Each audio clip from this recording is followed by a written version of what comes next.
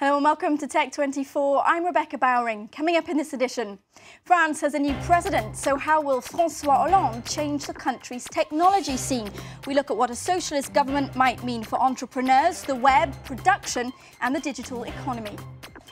And I spy with my little eye a pair of snazzy sunglasses, but these are more than a summer accessory. Go undercover and record the world as you see it with a hidden HD camera. The socialists are back in power here in France for the first time since 1995. President François Hollande has pledged to lower the retirement age, raise taxes on the rich and balance the budget by 2017. So what do his policies mean for the future of French tech? Will entrepreneurs get more help or less? Will innovation grow? And does Paris now stand a better chance of becoming the Silicon Valley of Europe? To answer some of those questions, Olander is with me in the studio. Now, Eric, what do you think overall? Does this bode well for the future of technology in France to have a socialist government in power? I'm going to have the worst answer possible. We just don't know.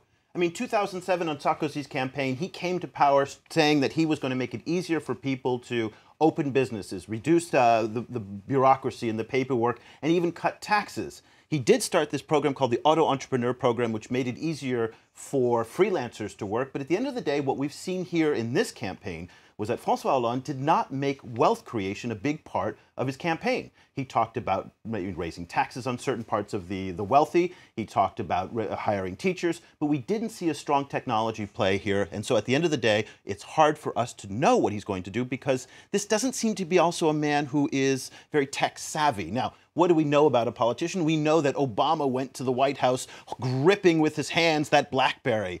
This doesn't seem to be the way that Hollande works. It doesn't seem that he's embraced social media, for example. So we don't have those clues either. So it's very, very hard to tell where he stands on these policies. And of course, he's a career politician. He's not somebody who's worked in the business or technology world before. Now, as Eric says, there was a real shortage of proposals specific to tech in this campaign, despite Hollande acknowledging the central role that it has to play. We'll take a look now at some of the proposals he's made that could impact on the technology landscape, though. Better support for small and medium-sized businesses, including a reduction in corporation tax, a crackdown on big US firms evading tax bills via Luxembourg and Ireland, training programs to encourage more young people to create and code, greater access to public data, and a habeas corpus to protect digital rights. So let's zoom in on some of those, focusing first on training, for instance. Now, France has a clutch of the world's top engineering and mathematical schools, yet lots of graduates come out without even basic knowledge of computer programming. What would you like to see happen in the education sphere? Well, this is an issue that goes far beyond just one president, and it goes far beyond in the administration. This is a much deeper cultural problem that happens here in France. There is not a culture of entrepreneurialism. There isn't that culture of saying, I'm going to change the world, I'm going to make it better, I'm going to innovate. And at the end of the day as well, when you have these tax structures which really take money away from people in the sense that if you earn a lot, you're going to potentially be taxed at 75%, according to one of his proposals, that incentive is also taken away. So there's a deeper problem here, and this is one of the reasons why Sarkozy ran into so many problems when he tried to institute these reforms, that the society and the institutions and parliament, all of those together, weren't really in favor of that. This is a society that really biases towards the big institutions. It biases towards the large companies, the large corporations, and the institutions of education are all training people to get into those larger corporations, not to innovate. And this is a deeper problem in the educational system. So at the moment it's pretty tough to be an entrepreneur here in France. Let me change tack slightly. What do you think will happen now to the privacy debate, obviously one that was raging during Sarkozy's mandate? Do you think Hadopi, that controversial law, will be upheld by Hollande and the socialists? Well, there's two ways to look at the privacy debate here in France. One is on the copyright initiatives. Now, Sarkozy was very aggressive at allying himself with the US and the international recording and media industry. We don't know exactly what Hollande will do when he comes to power because he didn't spend a lot of time talking on it. There's another side of this, though, which is the security side. Now, after the events in Toulouse, we saw that the French government was very aggressive in using very deep data mining to find some of the digital trails that led to the people using the technology in those attacks. So on the security side, I think he may be very, very aggressive. Again, not a lot of basis to make that opinion, but I think there's more support for that. We don't know where he'll stand on Hadopi. Thank you very much for all of that, Eric. Stay with us. Test24 is next.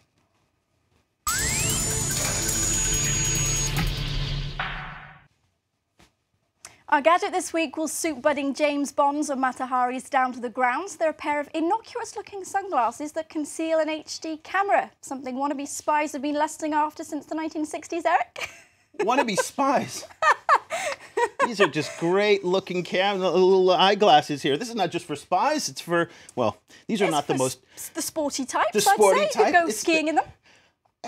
I don't know what you do in these things. These are just some of the ugliest glasses that I've absolutely ever seen. They're not Ray-Bans, are they? They're not Ray-Bans, but they are kind of neat. Okay, so let's get some of the technology out of the way. I mean, we can't get past just how awfully ugly they are, but okay.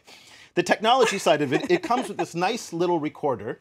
So if I wanted to, record something surreptitiously that you said, I just keep this in my pocket, press record. It can record in full high definition with audio. It does not have a zoom. Has a mini SD card that you can put in there. I'm quite glad it doesn't have a zoom, because what would you be zooming in on? Listen, I mean, what this has done for perverts all over the world is just, I mean, I don't even want to start with it. But it is, it's, okay, part of the bigger trend. Let's move past these glasses. The bigger trend, though, as we're seeing, is the internet and cameras and the hybrid technology of all this different functionality is coming into our clothing that we're wearing. And so you're seeing, clothing now for delivery people, for example, like UPS, have, slots in their clothing that allow them to have their data, instruments built in. We're seeing glasses now that have cameras in them. You're seeing the Google glasses, which we're seeing video here. The ultimate integrated devices, aren't they? Well, if they ever make it to market. If they ever make it to market, but conceptually, this idea of putting the entire network in your eyes right here and having a screen. Now with the Google glasses, you can just tilt your head one way and that's a right click, tilt your head another way. Now there's these great spoofs on YouTube of people who are kind of talking about bumping into things and all the ridiculous things. And there's some real privacy concerns also to worry about with the Google glasses. But again, back to these. I don't personally recommend that anybody buy these glasses, but they are kind of fun if you do want to get a kick. You said it's a good thing you're a married man. Is that because you'd never attract a woman again in them? I really don't think that these would be the things that would attract a woman, but nonetheless. So know that they are 187.95 euros. That's so 95 a lot cents. of money. It is. They're made by a Chinese company called Camera Eyewear. I'm guessing you would not shell out for them. I personally wouldn't do this. Again, I'm trying to think of, it might be fun to make some home videos with these things. Look, the quality's not too bad. The quality's fantastic. The aesthetics matter. The aesthetics they are not really sexy matter. glasses, I'm afraid. Really? I prefer mine. Okay. I'll stick with these. Thanks very much, Eric Olander, and thank you to you for watching this edition of Tech24. That's just about it from us. Do catch up with us on the social network. Do go to the URL coming up in the corner of your screen, and don't forget to follow our Twitter feed as well.